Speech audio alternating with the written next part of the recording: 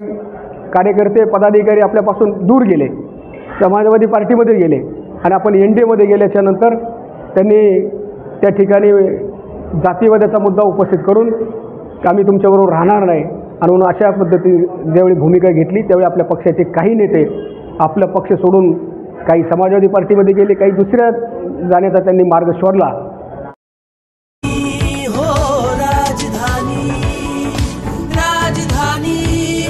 हाजी Arif Anjum Mohammed Shafi sir ये मालेगांव के रहने वाले हैं और हमारे जनता दल में, जनता परिवार में देवेगौड़ा जी की पार्टी मालेगांव वालों का हमेशा से स्वागत करती आई है, करती रहेगी। और इनको, इनकी सेवाओं को देखते हुए हमारे अध्यक्ष श्री नाथाभाऊ शेवाड़े ने इनको मालेगांव की जिम्मेदारी सौंपी है। तो मैं चाहता हूं कि हमारी पार्टी को वहां से तन मन धन से सेवा करे और पार्टी को आगे बढ़ाए।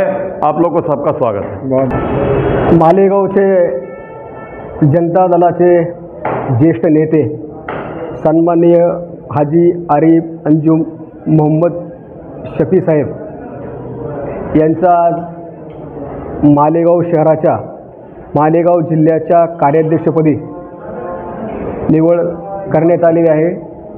प्रथमतः मी त्यांचं आपल्या सगळ्यांच्या वतीनं, राज्यातील सर्व जनता दल कार्यकर्त्यांच्या वतीनं त्यांचं मनापासून अभिनंदन करतो। शफी साहेबांचा मला एक मेसेज आला आणि त्यांनी सांगितलं की मला आपल्याला भेटायचं आहे। तो फोन आल्याच्या नंतर मी त्यांना फोन केला आणि फोनवरती त्यांनी जी काही माहिती त्या ठिकाणी सांगितली आणि मग मला असं लक्षात आलं की हे आपले जनता दलाचे फार जुने, निष्ठावंत आणि ज्येष्ठ नेते आहे, सिनियर लीडर आहे। त्यांनी आपल्या पक्षाचे ज्येष्ठ नेते स्वर्गीय आणि त्यांची एकंदरीत सामाजिक बांधिलकी पाहता समाजाच्या वेगवेगळ्या घटकांच्यासाठी त्यांनी संपूर्ण हयात आपली समाजासाठी खर्ची केलेली आहे आणि एक चांगला नेता आज आपल्याला मालेगाव शहरामध्ये, मालेगाव जिल्ह्यामध्ये आपल्याला मिळालेला आहे। याचा नक्कीच माझ्यासहित महाराष्ट्रातल्या सगळ्या जनता दल कार्यकर्त्यांना आनंद आहे।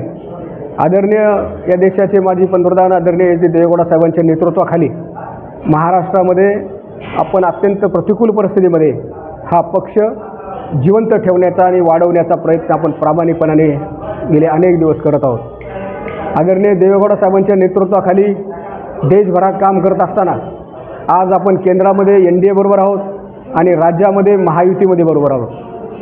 NDAमध्ये काम करत असताना आपल्या पक्षाचे ज्येष्ठ नेते आणि कर्नाटकचे माजी मुख्यमंत्री आदरणीय कुमारस्वामी साहेबांना केंद्रीय मंत्रिमंडळामध्ये औद्योगिक खात्याचं आणि स्टील या खात्याचं काम करण्याची संधी, मंत्रिपद म्हणून त्या ठिकाणी काम करण्याची संधी मंत्रिमंडळामध्ये मिळालेली आहे।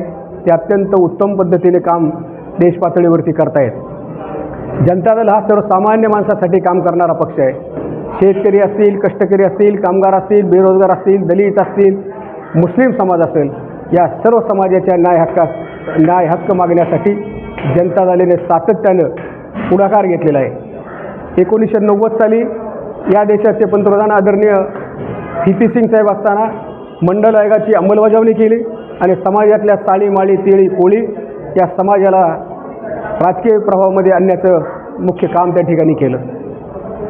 VP सिंग साहेब मंडल आयोगाची अंमलबजावणी करत असताना डॉक्टर बाबासाहेब आंबेडकर साहेबांना भारतरत्न हा पुरस्कार देऊन त्यांचा सन्मान करण्याचं काम सुद्धा जनता दलाने आणि VP सिंग साहेबांच्या सरकारने त्या ठिकाणी केलेलं आहे। देवेगौडा साहेब, आदरणीय देवेगौडा साहेब कर्नाटकचे मुख्यमंत्री असताना मुस्लिम समाजाला 4% आरक्षण देण्याचा महत्त्वपूर्ण निर्णयसुद्धा आपण जनता दलाच्या सरकारने केलेला आहे।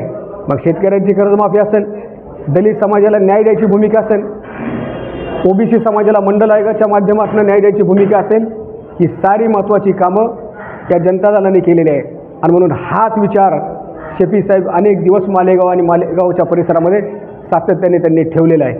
मध्यंतरीच्या काळामध्ये आपल्या पक्षाचा काही कार्यकर्ते पदाधिकारी आपल्यापासून दूर गेले, समाजवादी पार्टीमध्ये गेले आणि आपण NDAमध्ये गेल्याच्या नंतर त्यांनी त्या ठिकाणी जातीवादाचा मुद्दा उपस्थित करून आम्ही तुमच्याबरोबर राहणार नाही आणि म्हणून अशा पद्धतीने ज्यावेळी भूमिका घेतली त्यावेळी आपल्या पक्षाचे काही नेते आपला पक्ष सोडून काही समाजवादी पार्टीमध्ये गेले, काही दुसऱ्या जाण्याचा त्यांनी मार्ग शोधला। आणि म्हणून मालेगावचं युनिट आपलं समाजवादी पार्टीमध्ये जरी गेलं असलं तरी शफी साहेब आज आपल्याबरोबर राहिलेले याचा आनंद खऱ्या अर्थाने आपल्यासारख्या कार्यकर्त्याला, आमच्यासारख्या कार्यकर्त्याला या ठिकाणी आहे. आपल्या वयाचा, आपल्या अनुभवाचा, आपल्या त्यागाचा फायदा पक्षाला नक्कीच होईल आणि तुमच्या अनुभवाचा, त्यागाचा फायदा आम्ही येणाऱ्या काळामध्ये करून घेऊ असा विश्वास या ठिकाणी मी व्यक्त करतो. तुम्ही आमच्या पक्षामध्ये येण्याची पुन्हा म्हणजे आमच्या पक्षातच होता, परंतु सक्रिय होण्याची जी भूमिका आपण घेतली त्याबद्दल मी महाराष्ट्र प्रदेश जनता दलाच्या वतीने आपलं मनापासून अभिनंदन करतो. आपल्याला मालेगाव जिल्हा कार्याध्यक्षपदी नियुक्ती करत असताना आपल्या हातून मालेगाव शहराचे, मालेगाव ग्रामीणचे, सर्वसामान्य माणसाचे जे जे काय प्रश्न असतील ते प्रश्न आपण नक्कीचपणाने सोडवाल आणि जनता दलाची संघटना मालेगाव शहर आणि मालेगावच्या ग्रामीण भागामध्ये मजबूत केल्याशिवाय राहणार नाही अशा पद्धतीचा विश्वास मला या ठिकाणी वाटतो. पुन्हा एकदा मी आपल्याला मनापासून शुभेच्छा देतो आणि माझे विचार थांबवतो. धन्यवाद. आज बहुत खुशी का मुकाम है कि महाराष्ट्र जनता दल सेकुलर के प्रदेश अध्यक्ष जनाब नाथाभाऊ शेवाड़े साहब ने मालेगांव शहर को एक संधि दी है कि मालेगांव शहर में मुझे सदारत कार्य अध्यक्ष नेमा है ताकि मैं आगे मालेगांव शहर की आवाम की खिदमत कर सकूं। मालेगांव में आज जो माहौल है बहुत ख़राब माहौल है, सियासत का जो माहौल है बहुत ख़राब माहौल है। इस माहौल को इंशाअल्लाह मैं मुकम्मल तौर से साफ़ करने की कोशिश करूंगा और आने वाले कॉरपोरेशन इलेक्शन में, आने वाले जो हमारे ग्रामीण का इलेक्शन है वहाँ पर इंशाअल्लाह मैं यकीन दिलाता हूँ कि ज़्यादा से ज़्यादा सीट चुनकर लाकर मालेगांव महानगर पालिका में हम जनता दल सेकुलर का झंडा लहराएंगे। ये हमारा वादा है। मेरे जितने साथी यहाँ पर आए हुए हैं, अल्ताफ़ बाबा हैं, ज़ुबैर भाई हैं, आरिफ भाई हैं, कामरान हैं, हम सब मिलकर मालेगांव में जनता दल सेकुलर जो पार्टी है उसको मजबूत और तन मन से सेवा करेंगे और मजबूत से मजबूत तरीन बनाएंगे।